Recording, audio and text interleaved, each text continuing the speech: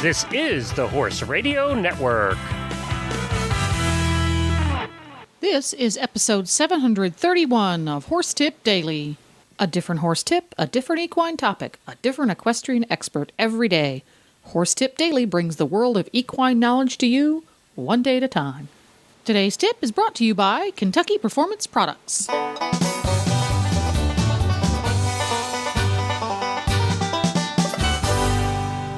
Greetings, horse people. Coach Jen here, and thanks for tuning in to Horse Tip Daily. Today's tip is an excerpt from the Horses in the Morning Show, episode 63. TheHorse.com digital editor Christy West joins the Hit'em Gang, along with Milt Toby, with some great business advice for anyone thinking about starting a horse rescue. But first, let's hear from our sponsor, Kentucky Performance Products. Spooky, tense, edgy, unfocused. If these words describe your horse, a calming supplement could make training easier and riding more fun. Trouble-free paste from Kentucky Performance Products is scientifically formulated to support proper nervous system function and help your horse maintain a more confident, focused, and relaxed disposition. Trouble-free contains a blend of ingredients that support your horse's normal nerve cell and muscle function and is available in a convenient 80cc oral dosing syringe containing two 40cc servings. Ask for Trouble-Free from Kentucky Performance Products at your local feed and supply store or go to www.kppusa.com. And now, on with today's tip. And it is time, of course, for our weekly horse health report. And Christy is going to be on with us. And this is for all of you, people with really big hearts and maybe some small pocketbooks that want to start a horse rescue. Do I have it right, Christy? Yes, you do. Yes, you do. Well, go ahead, yeah. Well, before we get started, I did want to say that I totally hear you on hanging all your ribbons up in the bedroom on your wire, because I did that too.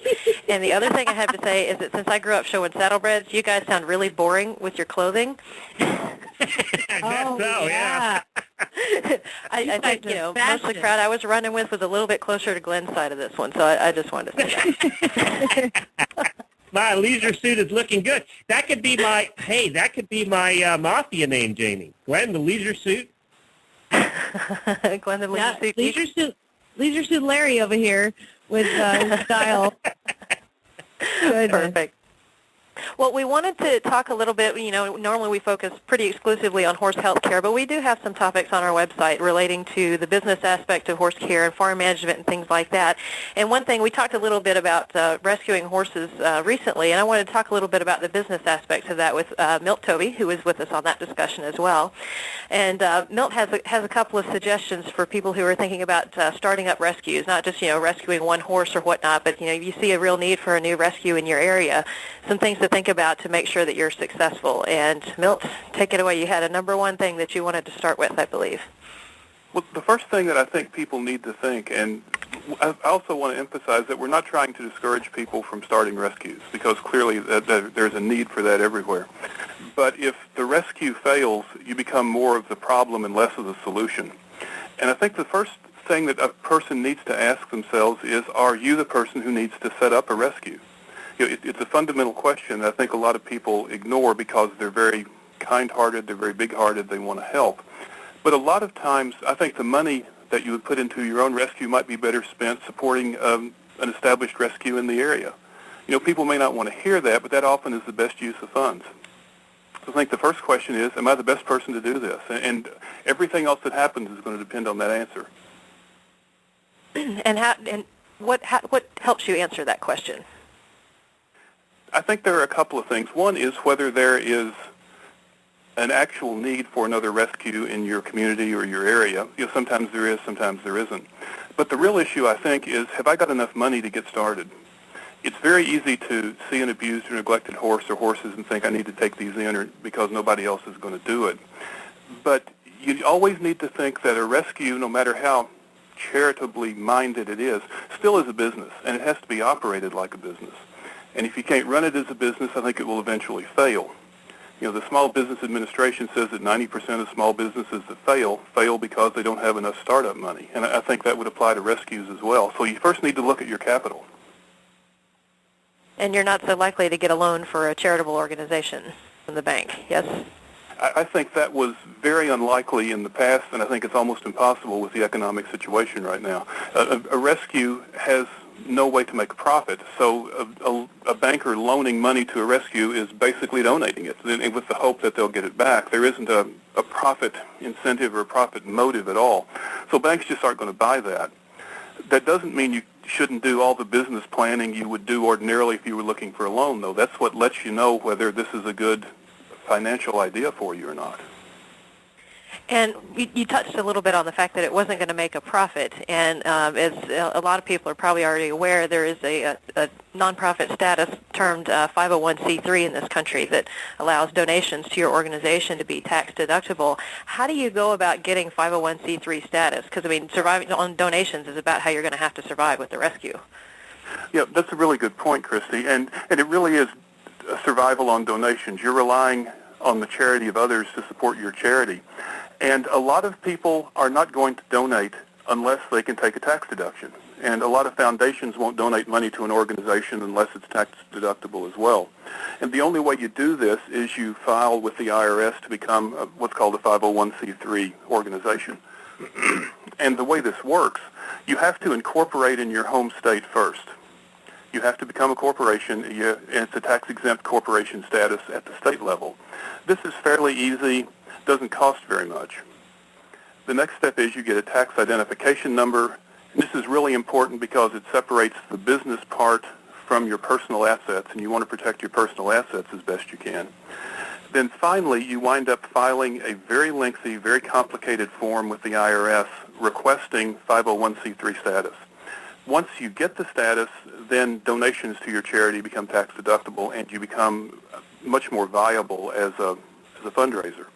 But the process is very long. The last 501c3 I set up wasn't for a rescue specifically. It was for a veterinarian friend in Michigan who was trying to set up a foundation to help working ponies in Cambodia and Thailand. And it took us 1.5 years between the time we got it filed and the time we finally got approval. So that's a period of time when you'll be getting some donations but not as many, and you need to plan for that when you're putting your business plan together. And let me ask you, how much did it cost as far as attorney's fees goes, if you don't mind us asking? I don't mind asking. I donated the attorney fees because this was a very close personal friend and because I believed in the cause. I would have charged at least $1,000, maybe more. It's simpler if you're starting from scratch. If you have an established business that you're trying to convert into a 501c3, there's a whole lot more paperwork. If you have a clean slate, it's easier. But the filing fees are also pricey. If you're expecting to get more than $10,000 a year in donations, the initial filing fee is $750. If you're expecting to get less than $10,000 a year in donations, the filing fee is $300. But if you're not getting $10,000 a year in donations, that's not going to be a whole lot of help for your rescue. So it's time-consuming and it's relatively expensive. And a lot of people can't afford to start the process to allow them to make money in donations. So it's sort of a vicious circle. So we talked a little bit about having a year's worth of operating costs in the bag before you get started. Just for fun, Jamie, Glenn, Jennifer, any of you guys, what would you estimate it's costing to keep a horse these days where you are? So we're in different parts. I would say it costs me about $200 a month per horse. Okay. And that's having my own property. Right. At home, yeah. home. Here in Lexington, Kentucky, you can about quadruple that if you're going to keep them at home, just because of the price of land. But you really can't board a horse around here for less than $300 a month by the time because you have to pay for a lot of your own stuff. Yeah. And this is for a healthy horse, correct? It's for a horse that he's healthy, he's normal, he gets his feet shod, he gets normal boring shots, and maybe goes to a couple of horse shows a year. Yeah. And with a rescue, you're going to be dealing with an abused horse, a neglected horse. So the cost is going to go up. Yes. So that's something else to keep in mind when you say, how much do you need to get started? Let's say you're planning a rescue with 5 horses, just to throw out a rough number. If we take Jamie's number of $200 a year per horse for a healthy horse, you're talking $2,400 a year per horse just in cost, or excuse me, and a good bit more than that when you start multiplying horses, much higher, of course, in Lexington, going to vary a lot based on where you are. And then when you add all the vet bills into that, you're going to have to be able to buy a new farm, basically, with what you have set aside for a rescue. On that same note, Milt, question for you, and probably Christy you can put onto this too. When you start a rescue, I'm guessing that many people who start rescues start them because they want to save the animal from a bad situation. First you save the animal. But the second half of the equation is eventually you have to find somebody else who would responsibly privately home that horse. You adopt it out. Because if all you do is save them all the time, the collection never ends. Because if all you were going to do is take in horses and save them, you could do that pretty economically. You turn them out in the pasture and you care for them economically. You can do that very inexpensively. But you can only collect so many. So I think you're really right on track here talking about the cost, because the cost of running a facility where you can not only take in the animal and make him healthy, but provide the public with the ability to adopt him back out again, that's where you run into some serious dollars. Yeah, that's a really good point. It's a very good point, because the first step is rescuing the horse from, as you say, a worse situation. But if you can't guarantee that you're going to continue to improve the situation over the horse's life or until you adopt him out, then I think you're doing a disservice to the animal. And you're right. The paperwork and the work in getting a horse adopted out and getting the word out, dealing with the paperwork, dealing with you want to investigate. You want to make sure that you're adopting the horse out to somebody who's a reliable person. That's expensive and it's time-consuming and it requires people. And again, you're depending on volunteer help a lot, and sometimes volunteer help isn't the best option. Sometimes you actually need to pay somebody to do it, and this is another outlay. You're way beyond the cost of caring for the horse. That's interesting. I was just talking to the folks over at Rerun yesterday about some things, and that was very much at the forefront of their thought process anytime they do anything is, A, get the word out so people know there's animals for adoptions, and B, you take the animal in and you make him healthy, but that's not good enough for your average adopter. Most people who want to adopt a horse need more than a horse that's, okay, he's healthy, that's it. He needs to have some kind of basis, just like when you adopt a dog at the kennel, or at the dog pound. If you know he's leash trained, if you know he's at least partially housebroken, that animal's going to find a home much, much faster than the one under other on his little card on the front of his kennel says, we don't know anything. He's not too likely to get adopted out. Exactly. When you're thinking of adopting horses, the more you can do to make life easier on the person who's adopting the horse, the more likely you are to find someone to do it, and that takes work. It does take work. It takes less than keeping them for long periods of time yourself, though.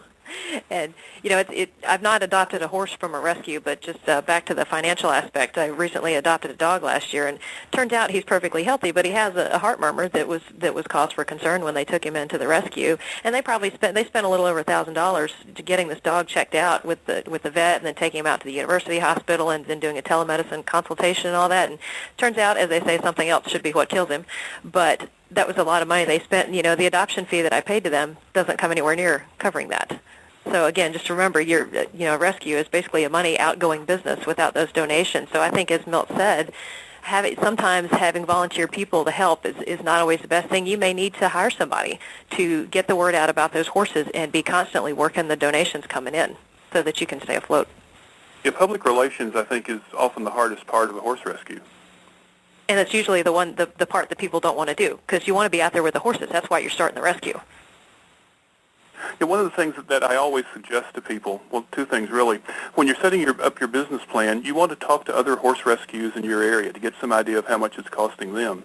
And in the process, it's a good idea to volunteer with them and find out what is really involved in the day-to-day aspects of running a rescue. It isn't all glamorous and saving horses. There's a whole lot of hard work involved, and I'm not sure some people realize that when they get started. They may not. And we talked a little bit about having a business plan and making sure that that you're going to be able to do this as well after you get some of that initial information from your local rescues. Milt, do you have any tips for us on setting up a good business plan? You need to think and anticipate as best you can every expense you're going to have. There's going to be expenses associated with the rescue of the horse itself. There's going to be probably labor costs. There's going to be utilities. There's going to be feed, grain and hay. There's going to be insurance. Depending on your state, even if you have volunteer workers, you may be required to have workers' compensation insurance, which is very expensive. You need to plan for that sort of thing. You just need to put together a spreadsheet that says, this is what I expect to go out over the next year, in the next 2 years, the next 3 years, whatever, and this is what I expect to come in. And initially, the total on the going out column is going to be a whole lot higher than the total on the coming in column. And Milt, can I add to that? Yeah, Can I absolutely. say, having run big farms and stuff before, and being a horse husband all these years, you take those initial numbers, and then after you're done and they all look good, you double them, and then you have a real number. I think that's probably reasonable because there will always be something that you don't anticipate. There'll be, 5 starving horses that suddenly you have to take in that you hadn't planned for. Or, And hay, there's no rain and hay goes through the roof and it's all of a sudden 5 times, what it was before. And, just the farrier needs to come out because now they have abscesses all over the place because it's too wet. It just goes on and on and on. Yeah. And one of the essential parts of the business plan is you need to decide up front how many horses you can deal with. A lot of times Right. people start without any thought of where the cutoff point is. And unless you've got a cutoff point, the planning you're doing is almost useless. But you also need to ask yourself, am I going to be able to say 10 is the most horses I can take, and if somebody offers me number 11, I'm going to say no? That's really hard for people who are in the rescue business. But it's a decision that you have to make if it's going to be a viable operation. It's funny you guys are talking about this right now because my husband, the A-type personality, math major in college, has made me start keeping a list of my finances, and it's called Flyover Farm Finances. And because I'm teaching lessons out here, I'm like, we're doing great. I'm in the black every month. And then he's making me write down everything I spend. And I'm like, wait, I have to write down the money that I spent on the new bridle, and I have to write down the money that I spent on the blankets for the horses, but it was cold out. And then, wait, supplements count too? I was just going with hay and grain. And then, wait a second, you're going to make me write down the gas money that I used to take my horse on a horse show? No, that's not fair. Now all of a sudden I'm in the red because I thought I was doing so great, and not so much, apparently. So you're right. You have to write down everything and then double it because, my gosh, he's just plain mean about it. He makes me write down everything. But that raises an interesting point. In addition to your planning, you have to keep up with this as the process goes along. You need to keep a record. You don't want to go into your accountant at the end of the year on April the 14th with a shoebox full of receipts. They hate that. But you still have to do all the accounting that you would have to do in a business. There just isn't the money coming in. So there's a lot of work and a lot of complication that people don't realize. Absolutely. And you know what, Milt, where can people get a hold of you if they want to find out more information? I've got a website. They can contact me through that. It's actually a website for my writing and speaking. But I'm not actually soliciting clients through this at all because Yeah, of course not. But my time writing. people But may have I'm happy to questions. answer questions for people. The website is www.miltonctoby.com. Okay. Okay, All we'll right, put a well, link to that in our show notes, too. Yeah. But again, I do want to emphasize this isn't an advertisement. I'm not soliciting clients. My malpractice carrier would get upset about that. Okay. Absolutely. Okay, well, then we will link to your website, and people can just go to thehorse.com and find That your would be my- blog. It's Horses and the Law, the blog on thehorse.com. And you guys, unfortunately, as always, we're running out of time. We could keep going about this forever. But, again, Milt, thanks so much for joining us again. I know I talked to you a couple months ago. And Christy, as always, thank you for bringing us all the information that's real and that we need to hear and that, whatever I guess I should hear, too. Thanks for Having the been opportunity self-employed to chat. Yes, and having been self-employed for a period of time, I can completely feel all your pain on keeping track of all your expenses for tax purposes. I hate it. I thought I was doing so good. Well, thanks as always for having us on. Do check out our blog. Do check out our adoption and welfare articles on thehorse.com. And Glenn, I hope you enjoyed yet another blood-free show. Well, there you go. If you want more tips on running your horse business, you can stop by horsetipdaily.com and go to the category drop-down menu on the left side of the page. If you love listening to the Horses in the Morning gang putting in their 2 cents on horse business topics, you can tune in to Horses in the Morning at horsesinthemorning.com for your daily fix of up-to-the-minute horse health information, along with news stories and great interviews. You can also go to thehorse.com, where you'll find a motherlode of horse health information, along with great other stuff. Today's podcast has been brought to you by Kentucky Performance Products. Ask for Kentucky Performance products like Trouble-Free Calming Paste at your local tack and feed supplier, or you can purchase them online at kppusa.com. Please stop by the Horse Tip Daily Facebook page and let us know what you think of the tips you hear on the show. It's also a great place to tell us about topics you'd like to hear us cover on the show. You can subscribe to all the great shows on the Horse Radio Network through iTunes or Zune and get your horse podcasts automatically downloaded to your iPod, Zune, or MP3 player. You can also listen to the shows right on Facebook. The player's right there every day. I'll be back again tomorrow with another new expert and a different horse tip. Until then, go ride your horse! The Horse Radio Network and the Horse Radio Network hosts are not responsible for statements of guests or their opinions. Use your own judgment when listening to the tips provided by the experts on Horse Tip Daily.